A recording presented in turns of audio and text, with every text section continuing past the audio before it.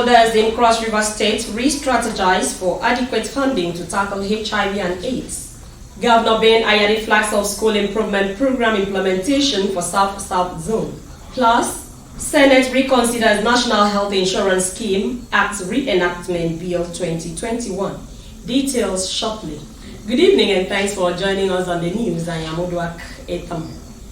Shifting concentration from infrastructural development to capacity and quality of teaching and teachers has been described as a panacea to the educational decay in Nigeria. Cross River State Governor Ben Ayade stated this during the national flag-off of the 2019 UBA School-Based Management Committee School Improvement Program implementation in the South-South Geopolitical Zone in Calabar. Paul Ebel reports. The School-Based Management Committee School Improvement Program and Disbursement of Universal Basic Education Commission UBEC Support Fund is an intervention by the federal government through conscious partnership and engagement of local actors to bring positive change in the education subsector. Governor Ben Ayade submits that training and retraining of teachers, funding of education, supervision and monitoring of quality of teaching and teachers, as well as UBEC laying a solid foundation of morality ethics is integral for a better tomorrow.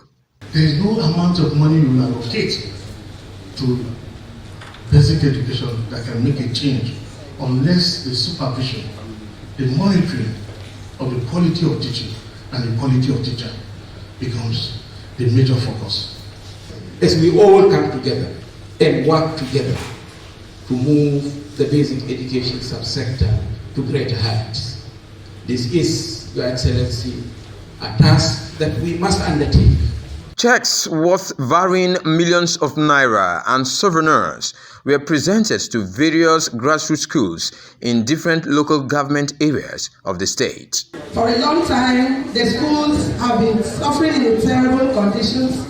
It's a very good and wonderful thing that these projects have been raised. We are very happy and we express our gratitude to this team. The program, if sustained, is expected to create a stable society and address the root cause of violence through active engagement and involvement of community actors in social service delivery. In Calabar, Paul Abel, Nta News. As global community commemorates this year's World AIDS Day, stakeholders in Cross River State have demonstrated commitment to re-strategize for adequate funding to tackle HIV and AIDS. This is being expressed through various activities carried out to mark this year's World AIDS Day. The reduced prevalence rate of the pandemic in the state to 1.8% against the prevalent rate in the last 3 years, stakeholders say attainment of 0% could be achieved. The World AIDS celebration becomes a veritable opportunity for intensive sensitization on HIV/AIDS management and prevention. The day was marked in Calabar with a roadwalk, HIV screening and the launch of Adolescent and Youth-Friendly Center at the University of Calabar to provide health services to youths. The theme for this year's World AIDS Day is End Inequalities, End AIDS through Sustainable Financing.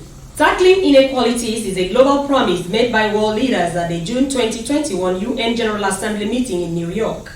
The Global AIDS Strategy 2021 to 2026, experts say, has revealed the reasons the world needs to the 1990 targets. Basi Taipang in this report takes a look at this commitment 1 year after and the journey to ending AIDS in 2030 as the global community marks another World AIDS Day.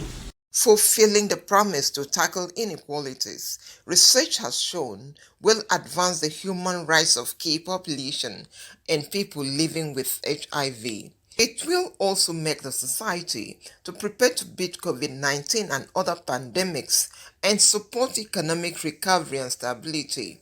The federal government has consistently increased domestic resourcing of AIDS response by making available resources annually to place additional 50,000 clients on life-saving medicines. As a one-time chairman of the board of NACA, my experience and my closeness to the grassroots reinforces the importance of political leadership built on teamwork to help end the AIDS pandemic. In a message to mark the 2021 World AIDS Day, WHO Director General regrets that 40 years after, the world has not been able to end HIV and AIDS. WHO calls on governments and citizens to use every tool in the toolbox to narrow inequalities, prevent HIV infections, save lives, and end the AIDS epidemic. NACA's report shows Nigeria, over the years, has recorded significant progress in the fight against HIV. And I want to say, Nigeria is on the fast-track lane to controlling HIV epidemic. We have about 1.6 million people on treatment. It's a remarkable achievement. But the question is, where are the remaining ones? Where are we lacking? Where do we need to improve? The answer to this is that our PMTCT program is still an issue. Other speakers advocate urgent and transformative action to end social, economic, racial and gender inequalities, restrictive and discriminatory laws, policies and stigma. The theme of this year's celebration is End Inequality, End AIDS. Through sustainable financing, Basi Taikbang, NTA News. The Nigeria Center for Disease Control, NCDC, has confirmed 3 cases of Omicron variant in Nigeria. The cases, it says, are linked to passengers from South Africa.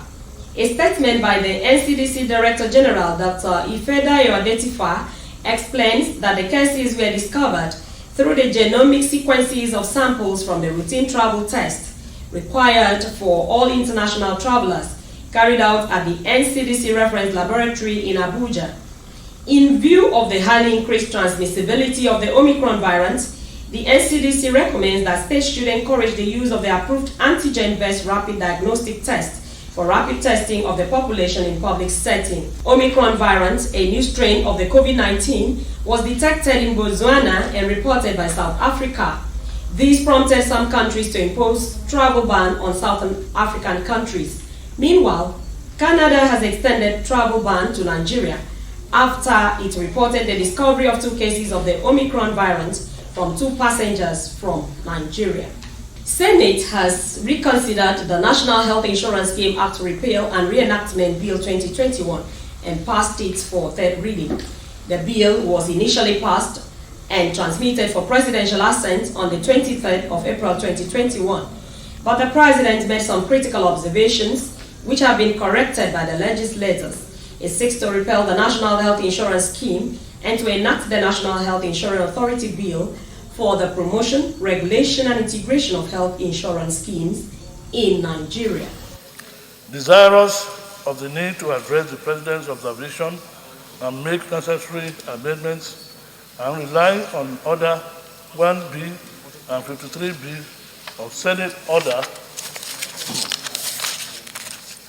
accordingly, the Senate rescinds the decision on the affected clauses of the bill as passed and recommits same to the Committee of the Whole for consideration and passage. The authority shall implement the Basic Healthcare Provision Fund as set out in the guideline developed in that regard.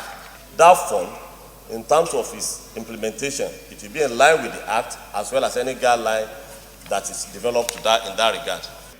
I think the idea is for the money to be appropriated, even if it is a special funding.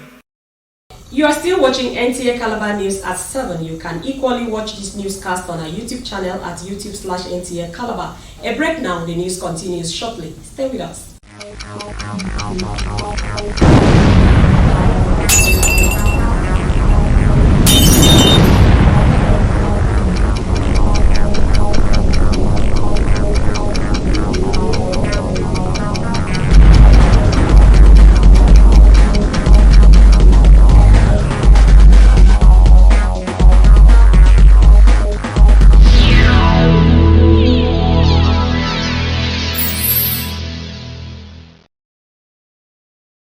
Welcome back and thanks for being there. The House of Representatives has resolved to set up an ad hoc committee to investigate allegations that oil and gas companies owed the federal government more than 2.6 trillion naira. The said date is as a result of failure of these firms to remit taxes and make certain payments. The resolution is equal to a motion from Hamed Monia, which noted that the Nigeria Extractive Industries Transparency Initiative (NETI) issued a report on the outstanding payments. The House was on the view that the monies, when recovered, could be used to fund the 2022 budget. The Federal Inland Revenue Service, the National Oil Spill Detection and Response Agency, and NETI are to provide necessary data to facilitate recovery of debt owed the federal government by oil companies. The federal government scorecard for ranking website of federal establishments is an important index metric the National E-Government Master Plan has employed for determining the Nigeria e-government status. Director General Bureau of Public Service Reforms, Dasuke Ibrahim Arabi, said this at a training for webmasters of federal establishments. Adebola Brooklyn Sunday reports. These are experts in information technology, handlers of websites in federal ministries, departments and agencies.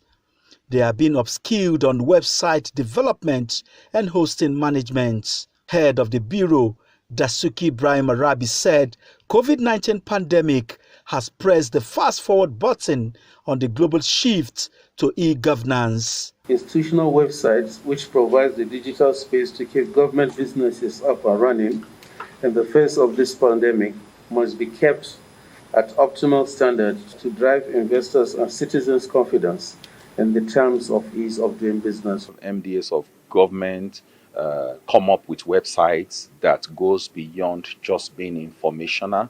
It should also be able to interact. And also to ensure again that when their websites are evaluated for the scorecard ranking, they are up to par. Some of the participants described the empowerment program as a paradigm shift. There's no seconds of the day, of the month, or the year that we don't find our website running. A payment platform on our website where our marketing can be done online instead of the way we've been doing it. And that is something we are already working on. Fostering the aspiration of government for MDAs to make information available to the citizens and involve them in governance process are some of the expected outcomes. Adebola Brooklyn Sunday, NTA News. The Central Planning Committee for 2022 Armed Forces Remembrance and Appeal Week has commenced preparation for the annual ceremony next year with a meeting held at the Ministry of Humanity and Social Welfare, Calabar. Correspondent Nta Calabar reports that Commissioner for Humanity and Social Welfare, Mrs. Blessing Agara, met with stakeholders from various ministries, departments and agencies to brainstorm on actualization of set goals for the celebration. The meeting, held in line with Armed Forces Remembrance Celebration for 2022, was chaired by Commissioner for Humanity and Social Welfare, Mrs. Blessing Agara, who reiterated the Ministry's commitment to renew and strengthen partnership with stakeholders in ensuring success in the actualization of set targets. It's an annual event, so that's why we are meeting today, to plan for the celebration of the Armed Forces Remembrance Day. It's a day we honor our fallen heroes and to also encourage those who are still serving, those who are alive. The retired ones, we want to encourage them, make them know that their sacrifice is not in vain. Other participants reaffirmed their cooperation and equally brainstormed formation of subcommittees and assignment of responsibilities. We just had the inaugural meeting of the 2020 Armed Forces Remembrance Day.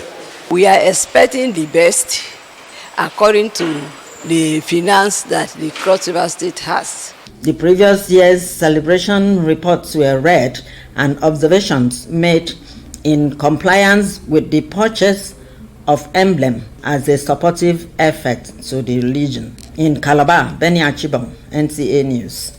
Issues of gender-based violence have continued to trail reactions from various quarters with the aim of reducing and possibly eliminating such activities in the society. Benny Achibong again captures the views of various stakeholders on gender-based violence. As part of efforts to achieve the elimination of violence against women, girls, and children, as well as ending all forms of discrimination and injustice, the discourse during a dialogue session centered on the level of the church involvement to eliminate these harmful cultural practices, threatening the well-being of women, girls, and children. Stakeholders in their various submissions speak on the role of religious institutions and leaders addressing the underlying issue and factors hindering accelerated elimination. It has been the priority of the church that there should be peace and bliss in families. The church has always encouraged this issue of love between husband and wife and love within the family. Where there is love, you cannot have this kind of violence we are talking about. Battery of spouses, maltreatment of children. In fact, we teach parents, yes, to discipline children, because the Bible teaches us that we should train them in the way they should go so that when they are old, they will not depart from it. Clerics highlight signature projects, maintaining that the prerogative and objective of the church is to bring succor to her host community. Furthermore, to cope with vouch and vac, the culture of silence must be exterminated through sensitization to liberate and educate the populace on the need to break the silence, while survivors be impacted medically. Is that the youth of Nigeria will turn to God. They will know Him as God. They will fear Him.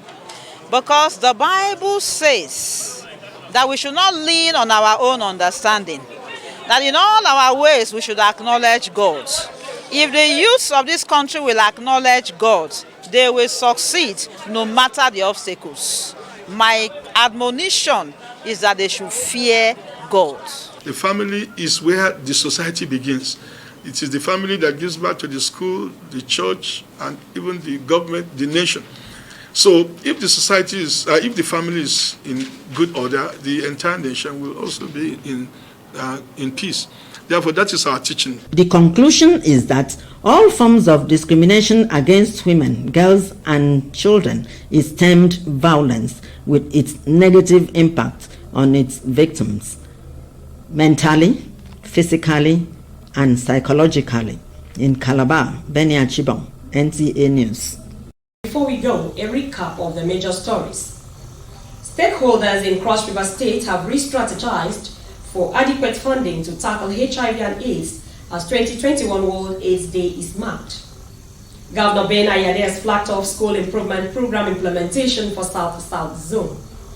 It was also in the news that the Senate has reconsidered National Health Insurance Scheme Act Reenactment Bill 2021. That is it on our news this evening. Thanks for watching. Good night.